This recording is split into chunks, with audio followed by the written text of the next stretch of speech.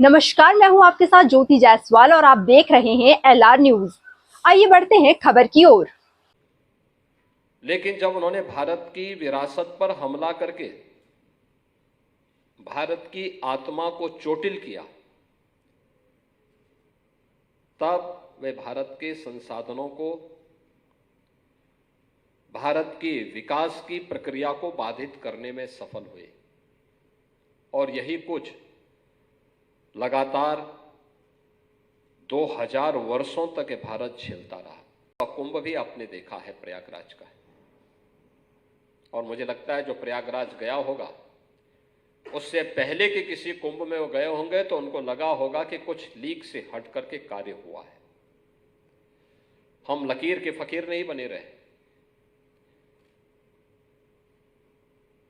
केंद्र और राज्य सरकार ने मिलकर के, शासन और प्रशासन ने मिलकर के आस्था और आधुनिकता के एक अद्भुत संगम के रूप में प्रयागराज के कुंभ को एक नए प्रतिमान के रूप में स्थापित करने के कार्यक्रम को अपने हाथों में लिया था। अर्ध कुंभ भी होता है, शेष अन्य स्थानों पर केवल कुंभ होते हैं। यह हमारा सौभाग्य है, 2019 के कुंभ, अर्ध कुंभ को हम लोगों ने प्रयागराज कुंभ के रूप में, और प्रयागराज का जो पूर्ण कुंभ है उसको महाकुंभ के रूप में हमारी सरकार प्रयागराज में आयोजन करने के साथ जुड़ रही है। वास्तव में ये भारत की दिव्य ज्ञान की परंपरा को ये कहीं और से नहीं आया, किसी सरकार ने नहीं दिया, किसी राजा महाराजा ने नहीं दिया। यह उन ऋषि मुनियों के चिंतन के परिणाम स्वरूप कई वर्षों तक हजारों की संख्या में ऋषि मुनि उस चिंतन की धारा को लिपिबद्ध करते करते उसे इस धरोहर के रूप में सजो करके हमारे सामने रखे कि कोई एक व्यक्ति या कोई एक विद्वान या कोई एक ऋषि मुनि कोई भी बात कह दे तो उस पर सहसा कोई विश्वास नहीं करता था। उस पर तर्क वितर्क करने की पूरी स्वतंत्रता होती थी, उसकी संगोष्ठी होती थी। हम प्रदेश की राजधानी लखनऊ में हैं। लखनऊ से कुछ ही दूरी पर नैमिषारण्य है। आज से 3500 वर्ष पहले नैमिषारण्य में भी एक ऐसी संगोष्ठी हुई थी। ये भारत की विरासत है कि अगर किसी ने कार्य किया है तो उसके प्रति हम कृतज्ञता ज्ञापित करें। और सनातन धर्म से जुड़े हुए इतने बड़े समागम में, जहां पर कोई जाति भेद के सारे बंधन समाप्त हो जाते हैं, पंथ और संप्रदाय की दीवारें ध्वस्त हो जाती हैं, छूआछूत और अस्पृश्यता के सारे भाव समाप्त हो जाते हैं, गरीब अमीर के भाव समाप्त हो जाते हैं, उतने बड़े समागम में जहां पे 24 करोड़ श्रद्धालुओं ने पूरे कुंभ के दौरान आकर के मां गंगा, यमुना और सरस्वती की त्रिवेणी के संगम पर स्नान किया हो, डुबकी लगाया हो, कई कई दिनों तक कल्पवास किया हो, साधना किया हो, और कहीं गंदगी नजर न आए, सुव्यवस्थित कुंभ हो, यह पहली बार प्रयागराज में देखने को मिला। अब आप मुझे बताइए, जो लोग भारत का ठेका लेकर के घूमते हैं,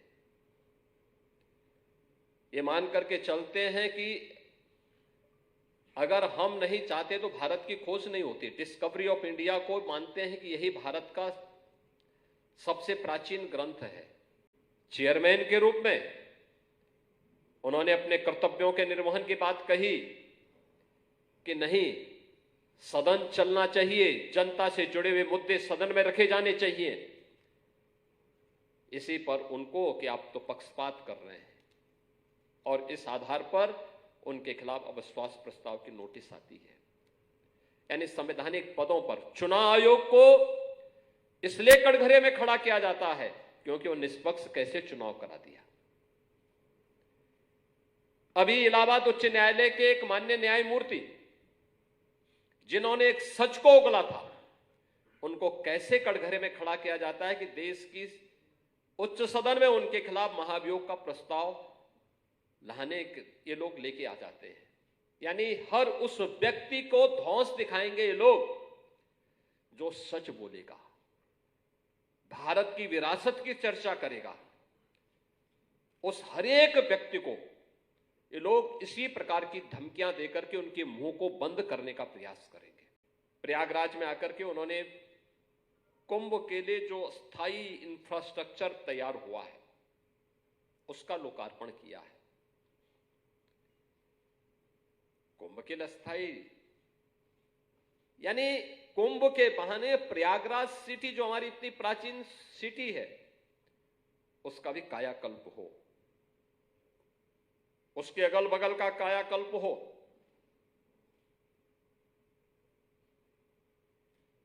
इसका भी कार्य साथ साथ चल रहा है। आप मुझे बताओ, अयोध्या में राम मंदिर का फैसला नहीं आता, अयोध्या में राम मंदिर नहीं बन पाता, क्या अयोध्या में इंटरनेशनल एयरपोर्ट बन पाता है क्या? अयोध्या के अंदर की गलियां 4 लेन की बन पाती क्या?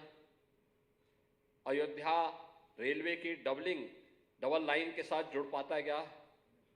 अयोध्या की इतनी बेहतरीन कनेक्टिविटी हो पाती है क्या? आम जनमानस खुश है,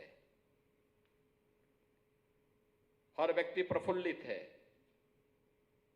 आने वाला श्रद्धालु कृतज्ञता ज्ञापित करता है। हिंदुस्तान जैसे मीडिया से जुड़े हुए इन स्तंभों को, जो भारत की विरासत की प्रतीक, इन आयोजनों को पूरी भव्यता के साथ, पूरी निर्भीकता के साथ दिखाने का कार्य कर रहे हैं और विरासत का संरक्षण भी हो। पहली बार प्रयागराज के संगम में पक्के घाटों के दर्शन होंगे। हजारों वर्षों की परंपरा, इससे पहले भी घाट बन सकते थे, कभी नहीं बने। इस बार आप देखेंगे प्रयागराज में गंगा नदी पे आपको प्रयागराज में रिवर फ्रंट भी देखने को मिलेगा। संगम का जल निर्मल भी होगा और अविरल भी होगा।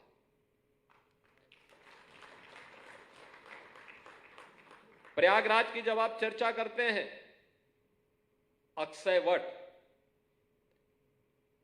की चर्चा भी होती है, अक्षय वट कॉरिडोर भी देखने को मिलेगा और वर्ष भर श्रद्धालुजन वहां जाके दर्शन कर सकते हैं।